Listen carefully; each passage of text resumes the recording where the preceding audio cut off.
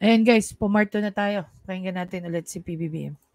Government will neither ask the people for sacrifices it will not exact first upon itself, nor impose a burden that is heavier than what people can carry.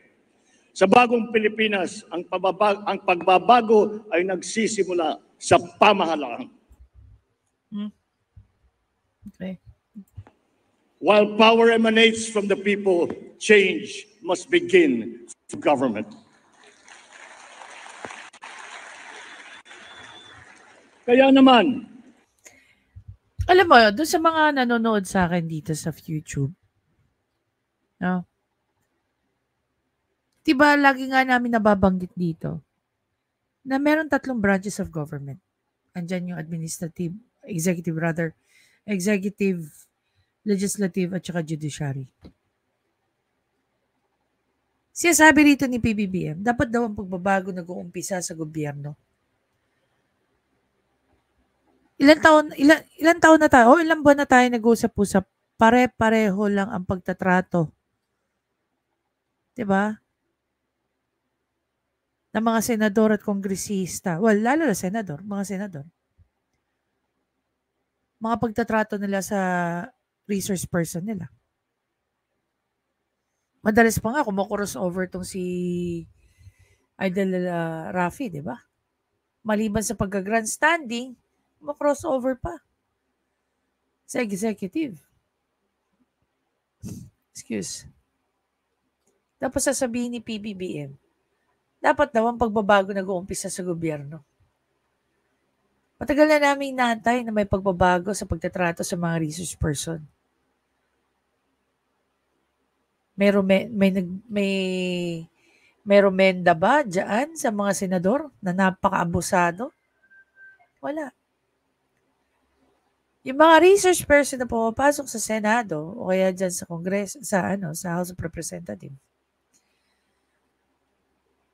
mas madalas na nawawalan sila ng respeto sa mga sarili nila base kung paano sila tratuhin. Tapos ganyan yung sasabihin ni PBBM. Diba? Sa mga pulis na lang eh. Kung paano sila tawagin, inutil, bobo at kung ano-ano pa. Tama ba yun? Ang galing ni PBBM magsalita ng ganyan. I'm very sure nanonood dyan ng balita. Nanonood dyan ng session ng Senate at saka ng House of Representatives.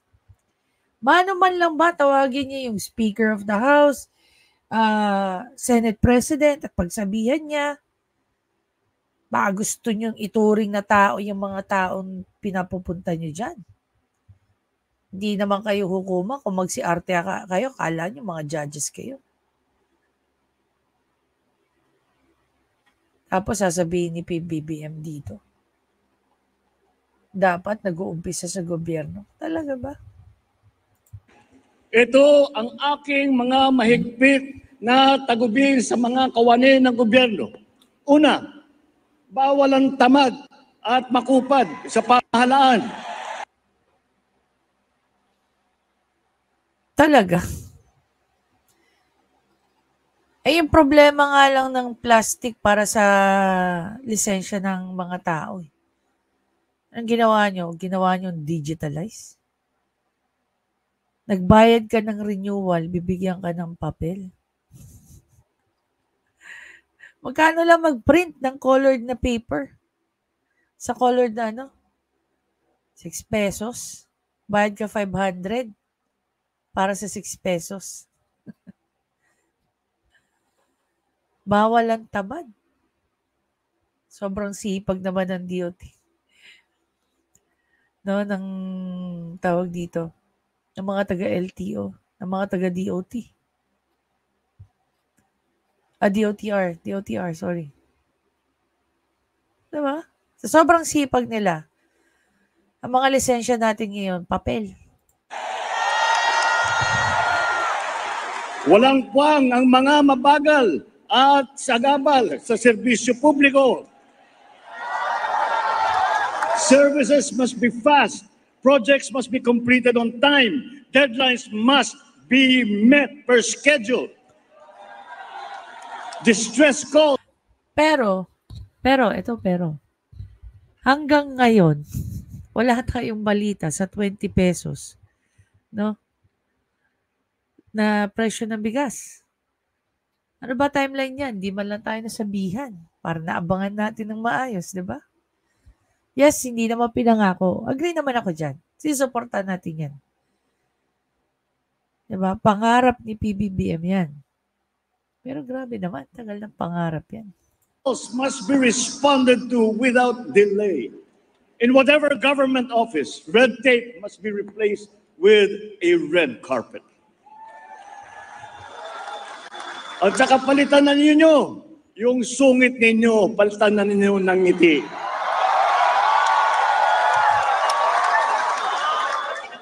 Complex requirements and the processing time must be reduced. Pangalawa, bawal ang mga hindi tapat. Ito guys, yung nakakatawa, no? Kanina sa news, di ba, yung isang video ko, yung mga reklamo ng tao na pinapunta sila dyan para lang kuhanin ang kanilang mga ayuda. Tama ba yun? Pinahirapan yung mga tao para lang magkaroon ng crowd. At nangungulumbad. Kapag pera ng bayan ang nawala dahil sa katiwalian, ang mga taong paglalaanan sana ng pondong naglaho ay nananakawan. Sa bagong Pilipinas, bawal ang waldas. Sa bagong Pilipinas, bawal ang waldas. Now, ano ang essence ng kick-off rally na yan? Hindi nga. I want to understand. Ano ang essence ng kick-off rally na yan? When he can actually, create a video, discuss whatever he wants to discuss, rather than putting that up. Imagine niyo kung gaano kalaki ang ginastos ng gobyerno natin para lang dyan. Hindi to gaya ng campaign season na may mga taong pumupondo dahil sa mga donasyon. Pera ng taong bayan ang ginamit dyan. Diba? Sige nga. Anong essence? Kung yan lang pala maririnig mo. Gaya ko. Nakaupo lang ako dito. Pinapakinggan ko siya. Okay, yung pala yun. Diba? Yung pala yung gusto niya sabihin about sa bagong Pilipinas. Kung pwede naman na nakaupo lang siya, tapos may mga visual aids siya, may mga slideshow siya, whatever you want to call it, you can even animate it as if you like. Kasi sa ganito, gumastos ka ng napakalaking pera para lang yan ang sabihin mo. Diba? Are you looking? Sasabihin ni PBBM, bawal ang waldas. Siya pa lang pagwawaldas na ng pera to Hindi ba? Sige nga kayo tanungin ko, anong essence? Maliban sa gumastos ng limpak-limpak na pera dyan. Ang paghahanda, lalo na ang paggugol ng budget ng bayan ay bukas sa publiko. Bukas sa publiko? Alam ba ni PBBM sinasabi niya? Maybe yung sa kanya. Maybe yung kay VP Sara. Pero hindi yung sa Kongreso. Yung matagal na natin pinaglalaban, di ba? Ilabas nila ang resibo ng MOOE nila. Wala rin namang ginawa si PBBM to call them out. Pwede naman niya kausapin yung kapatid niya. Pwede niya rin kausapin yung pinsan niya. Diba? Ano nagawa ni PBBM about dun sa sinisigaw nating MOOE? Ilabas ang resibo. Ipakita yung audit. Wala. Hindi kinupublik. Walang parte nito ang kinukupit o sinusubig. Pangatlo, bawal ang mga pang-api at Oh my God, bawal daw ang pang-api. Naghahari-harian. Boom!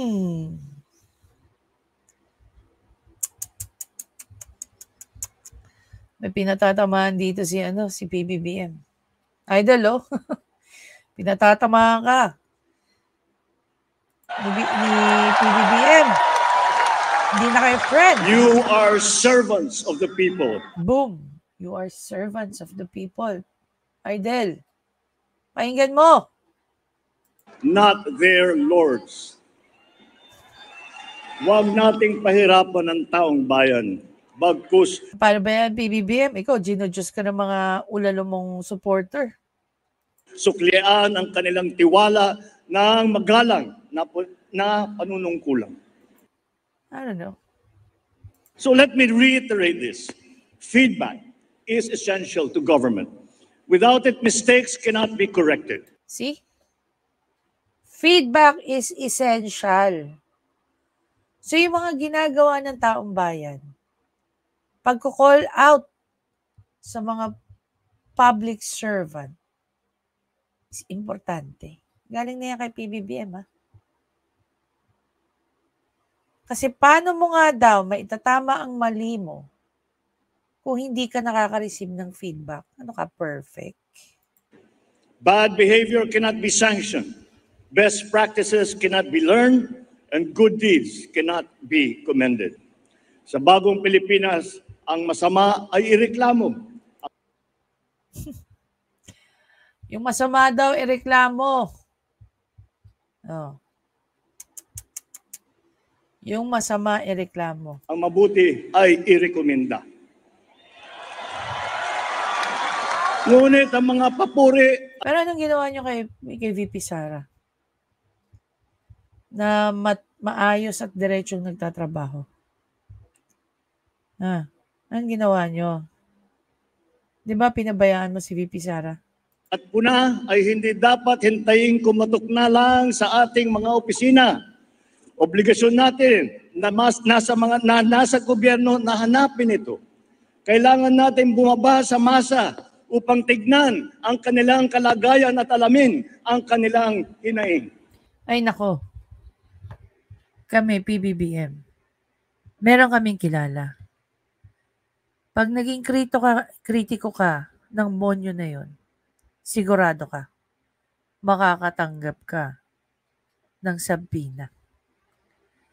Pero, siya yung literal na monyo. Diba, Tita A?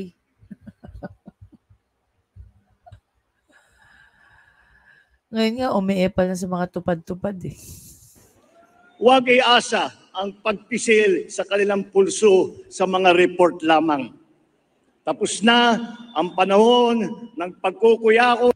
Kahit ako, naantok na ako sa mga pinagsabi ni PBBM. Paulit-ulit kasi pare-pareho lang mga pinagsabi niya. Sa loob ng mga tanggapan ng gobyerno. Halimbawa, imbis na suriin ang isang suliranin sa... Ito yung maganda sa panahon ni PRRD. Okay? Si PRRD, hindi siya nagkikreate ng mga ganyang speeches tungkol sa mga tiwali, bastos at kung anong paman sa mga government employees. Okay? Nag-create siya ng hotline na pag tinawagan in a snap, nagkakaroon ng action. Diba? Sana, eto, kay PBBM, ganun din ang nangyayari. Pag may nagreklamo sa hotline number, uma-action agad. Hindi tinutulugan. Walang katapusan baliktatan ng mga tao sa gobyerno, bakit hindi lang magkaroon ng konsultasyon sa mga naapektuhan? Sa bagong Pilipinas, ang mga mamamayan ay dapat ligtas. Ligtas sa krimen, ligtas sa kalamidad.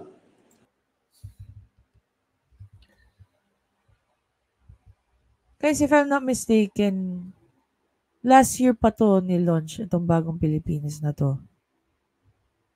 Pero dito sa mga pinagsasabi ni PBBM, maraming instances na rin ang hindi nga siya nagpakita. Gaya nga nung sinasabi kong Marawi bombing.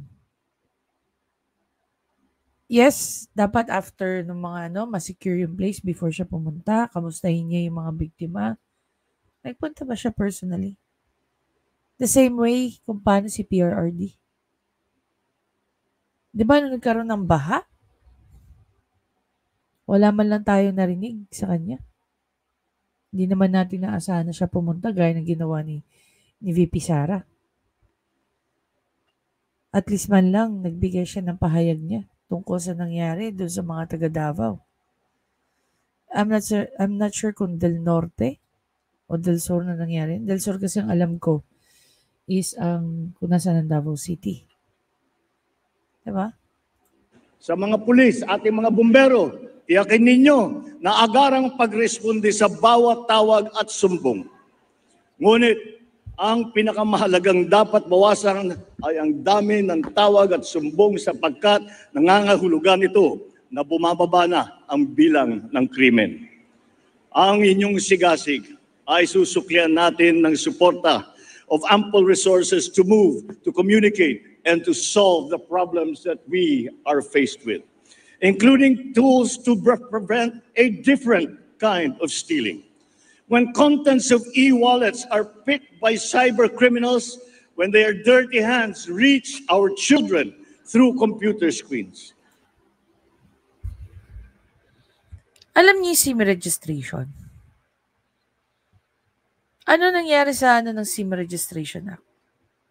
Naging effective pa. Actually, naging flop siya. Bakit? May mga tao na ginagamit na yung mga numbers natin para makapanloko ng tao. May mga tao rin na bigla na lang magte-text sa'yo na hindi mo kilala. Kung ano-ano na ino-offer.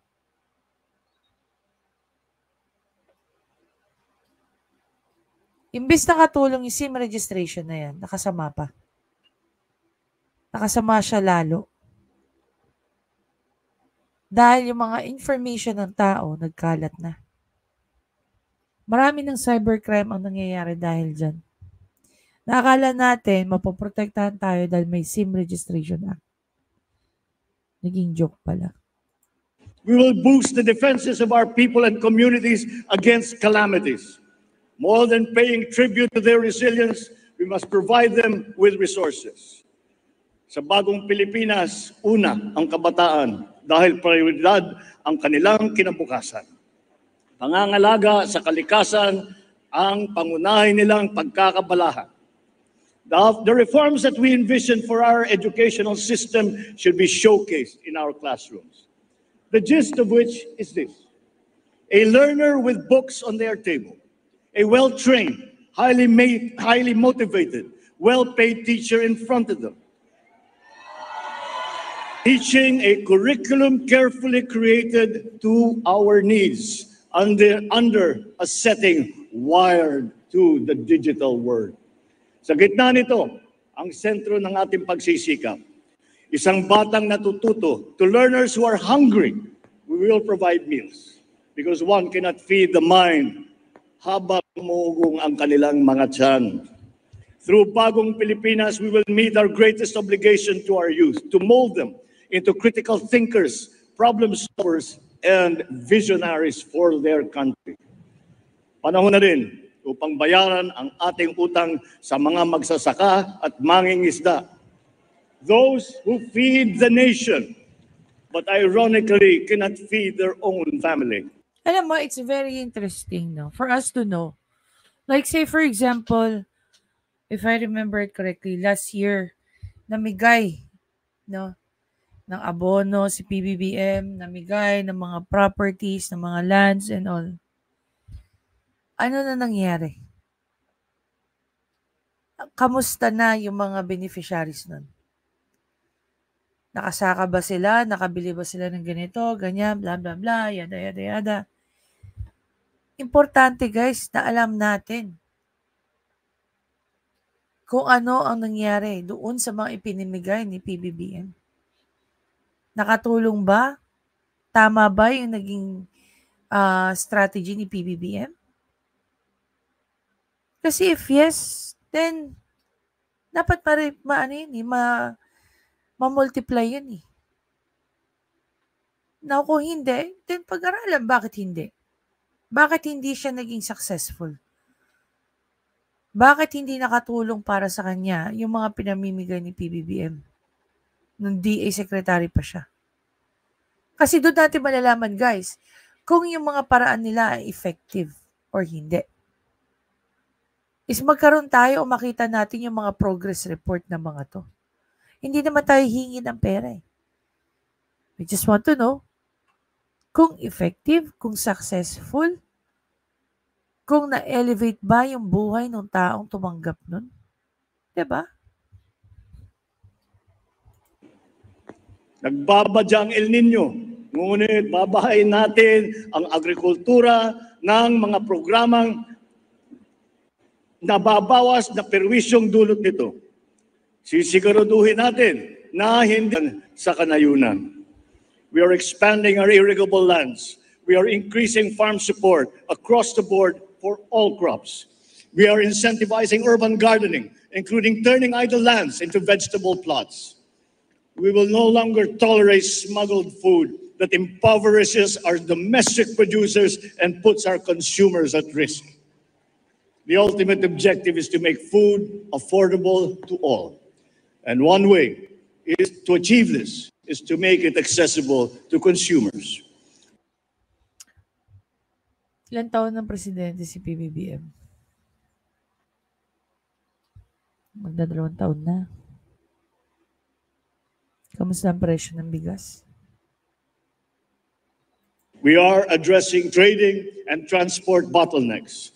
Itinigil din natin ang katotohanan sa pagkokotong sa daan at sa pantalan sapagkat ang Oy, Manila.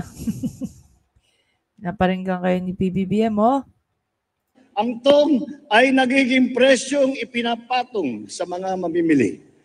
Sa mga barangay, ang kaayusan at kalinisan ay gawin nating tuloy-tuloy. Ang bawat bakanteng lupa sa inyong nasasakupan ay gawing halaman at gulayan. Sa mga barangay at SK official, maging modelo kayo ng isang tunay na mabuting mamamayan. May takot sa Diyos, may hiya sa kapwa, at nangangalaga ng kapaligiran at kalikasan.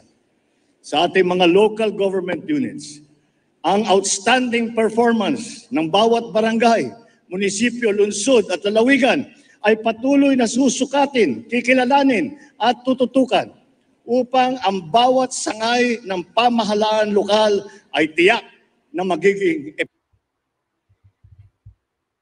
Well, again, yung mga sinasabi rito ni PBBM, no? Ilang beses natin ito narinig during the campaign season, during his inauguration, during sa mga sonas niya. This is the difference, no? Kung lagi mong pinapanood o sinusundan mo yung mga yapak ni PBBM. Diba? Alam nyo, maraming mga kapalpakan ng administrasyon ng PBBM that I choose not to say anything. Kasi nihintay ko na pag may mga pagkakamali, ang mga secretary, undersecretary, under sa administrasyon ni PBBM, eh siya mismo kino-call out niya. Kino-correct niya. And I'm very sure din naman na bilang siya yung pinaka-chief nila, meron siyang power na i-call out itong mga to. I-correct itong mga to. He's talking about his administration. He's talking about the government. And yet, kung halimbawa, part by part hanapin natin yung mga kapalpakan ng administrasyon ni PBBM for the last, nearly 24 months now.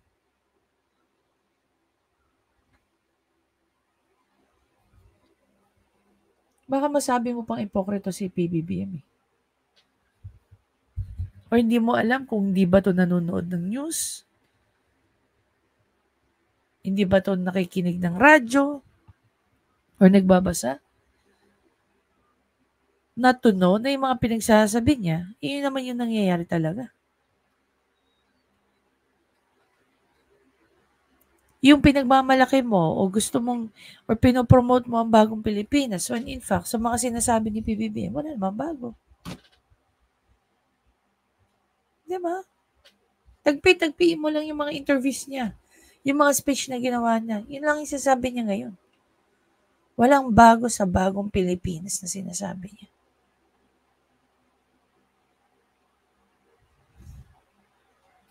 Yung mga sinasabi ni PBBM, hindi na tayo na-excite. Hindi ako personally, hindi na ako na-excite. The same way, nung una kong narinig yung about sa bagong Pilipinas. Tapos kick-off rally ka. For what? Minus pogi points ka na naman. Diba? Sige nga guys, kayo. Panood nyo na yung dalawang video. Ano sa tingin nyo ang relevance ng kick-off party na to?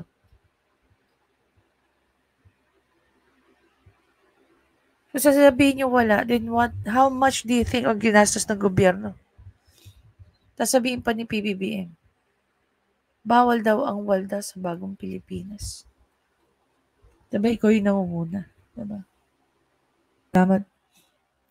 Anyway guys, maraming salamat sa panonood. Please don't forget to subscribe, like, and comment. I-share nyo na rin yung thoughts nyo. Now na napanood nyo na yung dalawang part, ano sa tingin nyo ang nakatulong sa kick-off rally na yan?